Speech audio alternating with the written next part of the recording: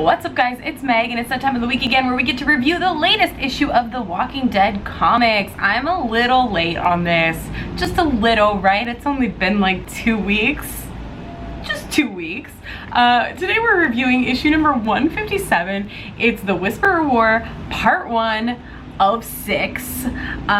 There's a lot of anticipation for this issue. I've been looking forward to it for a really long time now. We knew this was coming.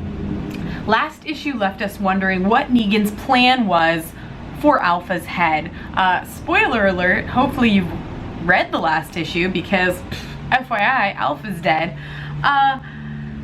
Which it is a little misleading that there's an Alpha on the cover of this issue. Not really sure where that came from, but the last issue, issue number 156, left us with Negan taking Alpha's head and leaving the Whisperers.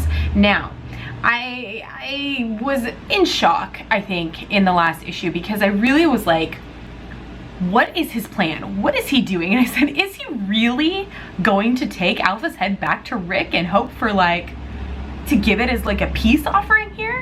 And I was honestly finding that theory hard to grasp, hard to believe in, because I felt like after reading issue 156 that was where they were leading us, that Negan was indeed going to go back to Rick and be like, hey, here's a peace offering, look what I did for you, trust me now. But I just could not wrap my head around how that could actually be what we've come to in the Walking Dead comics. So I kind of thought maybe, they were misleading us a little bit. But sure enough, issue number 157, Whisper War Part 1, we see Negan come back to Rick. And he brings Alpha's head. And he sees Lucille. And he misses her. And he does make a comment that he's going to get her back to Dwight. But the most unbelievable thing to me, I think, is that Rick actually accepts this peace offering, accepts this gift of, see, you can trust me now. And he's letting Negan walk around. I mean, mind you, Dwight is keeping an eye on him, but Negan is free. And he's walking around, and there's a promise of potentially allowing him to go live on his own somewhere.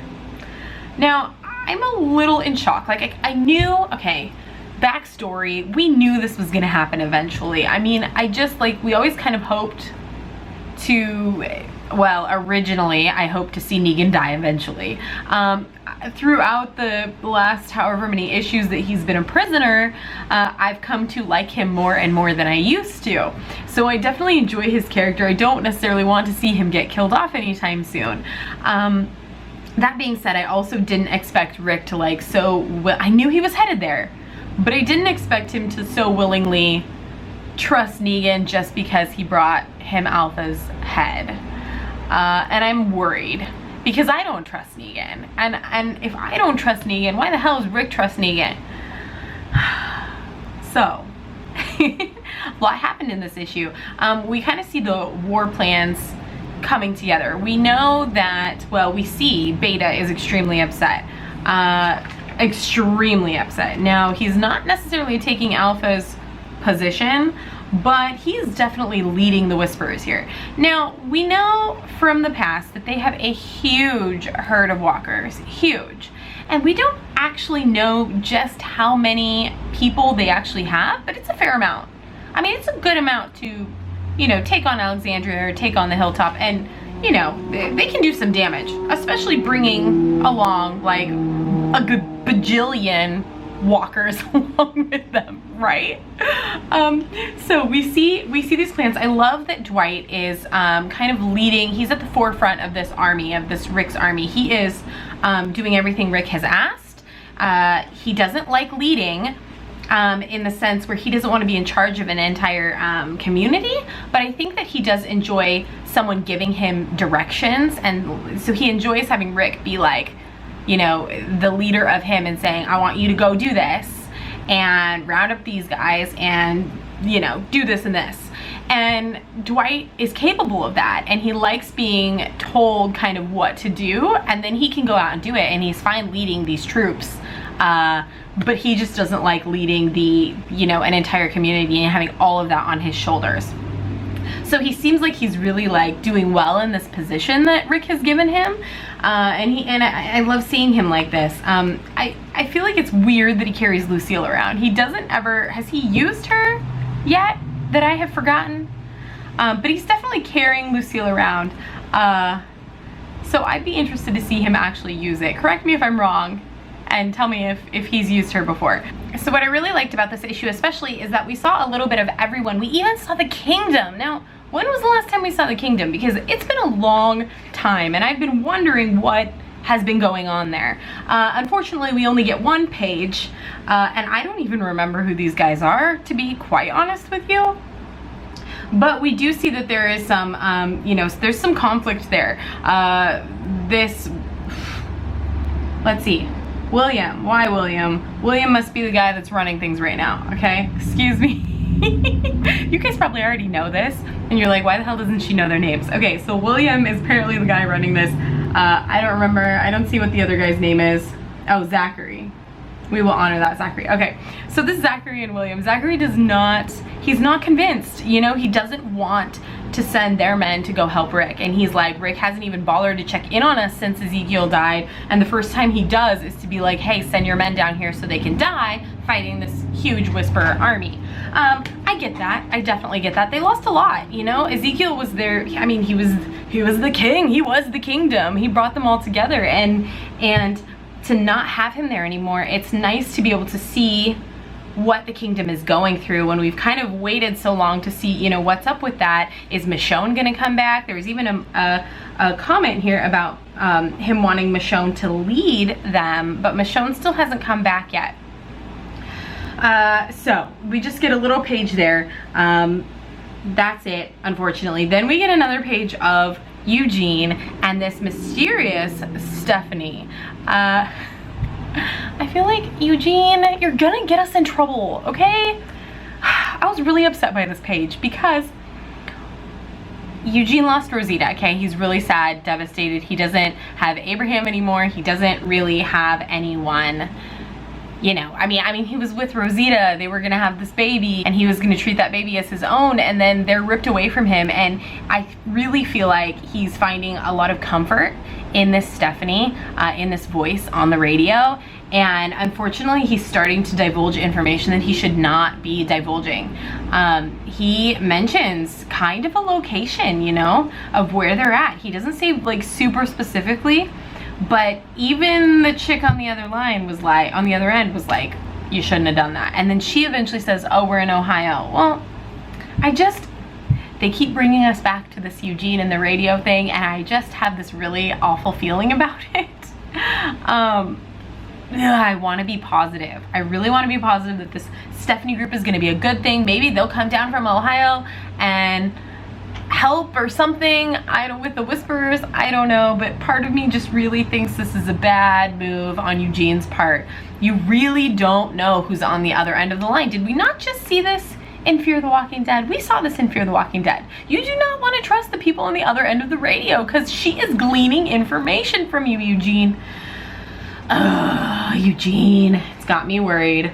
Moving right along, we see Michonne talking to Maggie up at the Hilltop. Maggie is giving her quite a bit of her men, the guys that would be defending the Hilltop.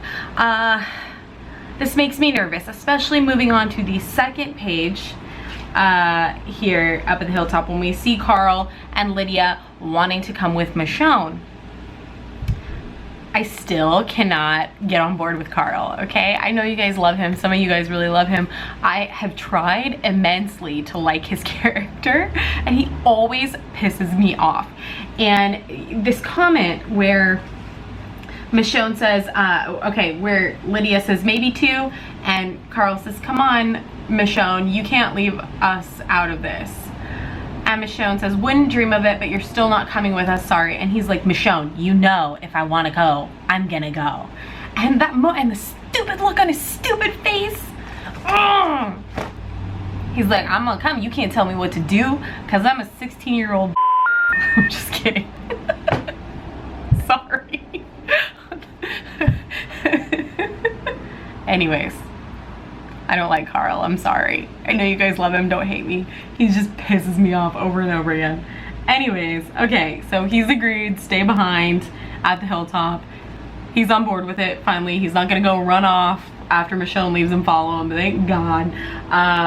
We see Jesus. I love Jesus in this.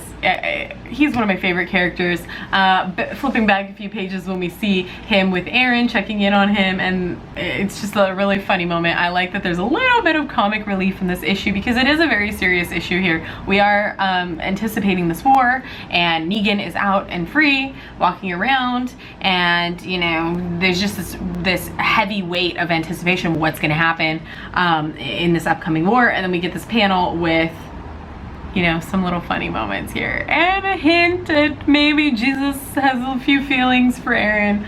I liked that moment.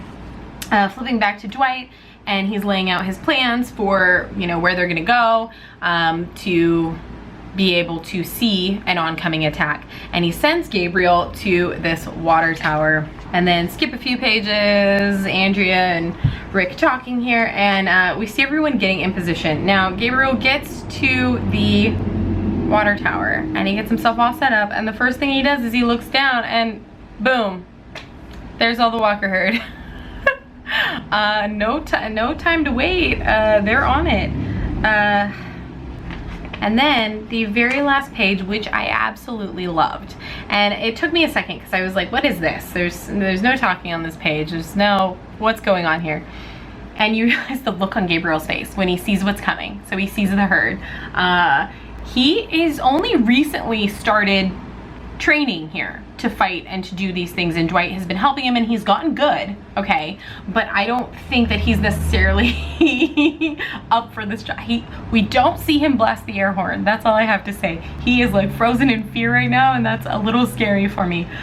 We see Dwight, everybody's kind of chilling, they're just waiting, you know, they're on guard, but they're watching. Michonne is riding back, but they're not back yet. But Michonne is riding back with the people from the Hilltop. Jesus is there. Maggie with Herschel. Now these moments here, these quiet moments where everyone, you know, is, all of these here, let me just show you real fast.